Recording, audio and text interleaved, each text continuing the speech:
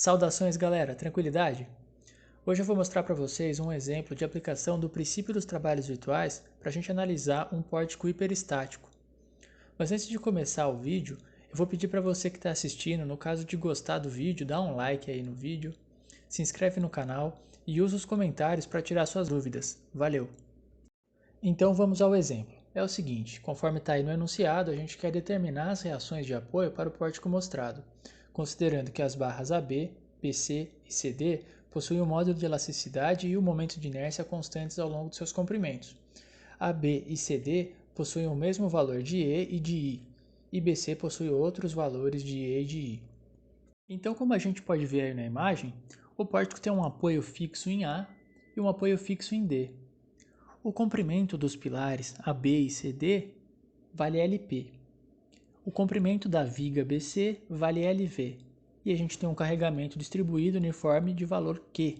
Então, no enunciado também é dito que, ao longo dos elementos, o módulo de elasticidade e também o momento de inércia têm valor constante. Entretanto, só os elementos AB e CD possuem módulo de elasticidade e momento de inércia iguais entre eles.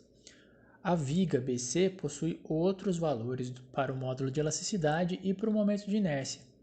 Dando nome aos bois, então, para o elemento AB e para o elemento CD, que são pilares, eu chamei o módulo de elasticidade de EP e o momento de inércia de IP. Para a viga, o elemento BC, eu chamei o módulo de elasticidade de EV e o momento de inércia de IV. Pois bem, como esse pórtico é hiperestático, e tem uma reação de apoio abundante, a gente não vai conseguir determinar as reações de apoio apenas usando as equações de equilíbrio da estática. A gente vai precisar também escrever a equação referente ao deslocamento em algum ponto.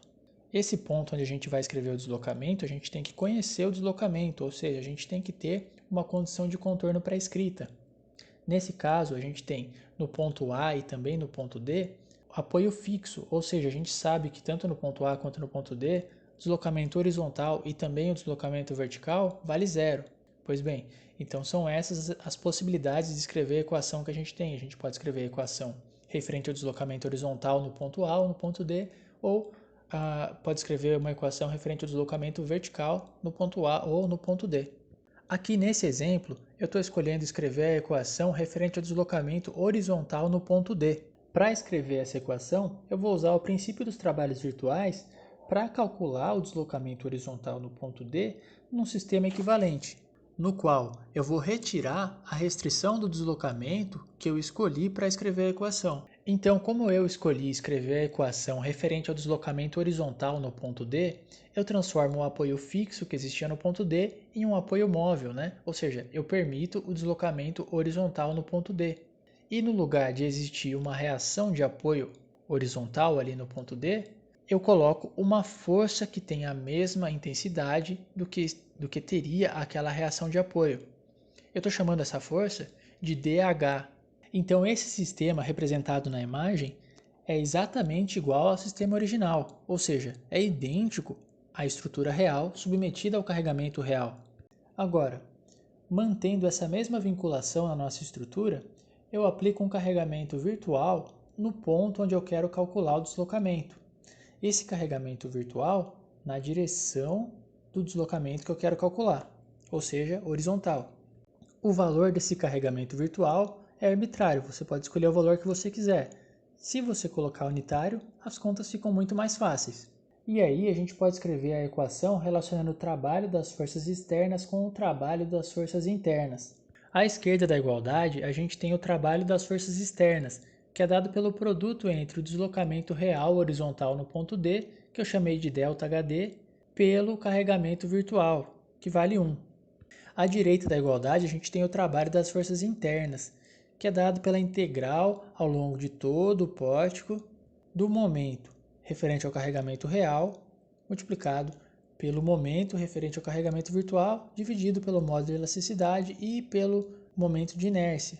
Então, o que está faltando para a gente é determinar as expressões para o momento referente ao carregamento real e para o momento referente ao carregamento virtual.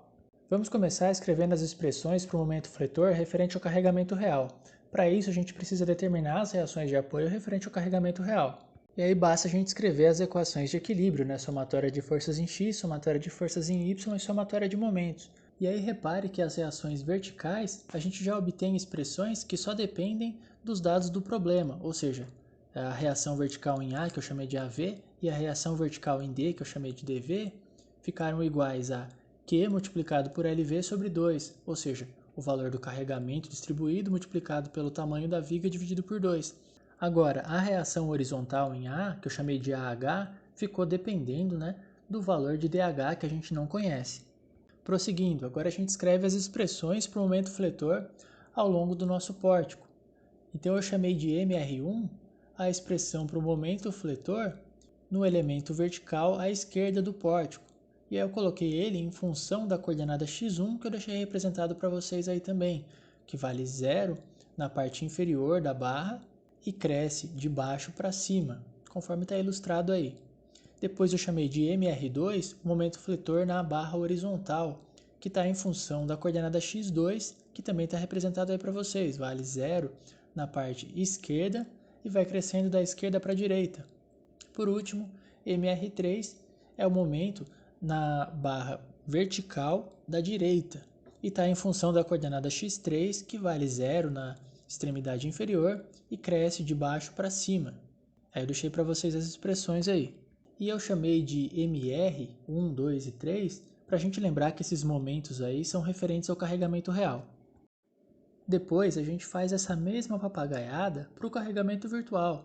Determina as reações de apoio primeiro, depois monta as expressões para o momento fletor no pórtico.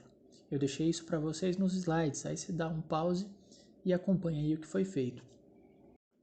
Bom, agora que a gente já tem as expressões para os momentos fletores referente ao carregamento real e também para o momento fletor referente ao carregamento virtual, a gente simplesmente substitui lá naquela equação que a gente tem relacionando o trabalho das forças externas com o trabalho das forças internas. Aí vocês vão ver, né, que eu desmembrei a integral em 3 integrais, uma para cada elemento do pórtico, uma vez que para cada parte do pórtico a gente adotou coordenadas diferentes, e também para cada parte do pórtico a gente tinha módulo de elasticidade e momento de inércia diferente. Na verdade, para os pilares era igual, né? Mas a gente tinha a viga que tinha um módulo de elasticidade e um momento de inércia, e os pilares com outro módulo de elasticidade e outro momento de inércia. E além disso, as expressões para os momentos fletores também são diferentes para cada elemento do pórtico. Aí a gente faz uma ginástica de álgebra. Eu deixei alguns passos aí para vocês, para poder ajudar. E a gente chega na expressão para o DH, né, que é a reação de apoio horizontal no ponto D. Lembrando que as reações verticais a gente já obteve diretamente. A gente encontrou já as expressões para elas. Ficou faltando as reações horizontais. Lembrando que as duas reações horizontais eram iguais. A reação horizontal em A era igual à reação horizontal em D. Então essa expressão vale para as duas reações. E se a gente for pensar no caso onde os módulos de elasticidade e os momentos de inércia são iguais para os pilares e para a viga, aí dá uma pequena simplificada nessa expressão que a gente tem para as reações horizontais. E aí, se você tiver curiosidade, você pode testar alguns valores aí, né? Resolver alguns exercícios numéricos, né? E aí comparar com o que você obtém usando essa expressão que a gente já obteve de maneira literal. Então é isso que eu tinha para falar hoje, galera.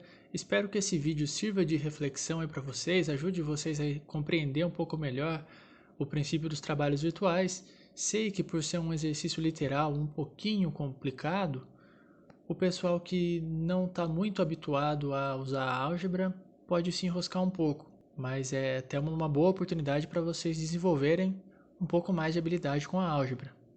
É isso, galera. Valeu, um abração, até o próximo vídeo.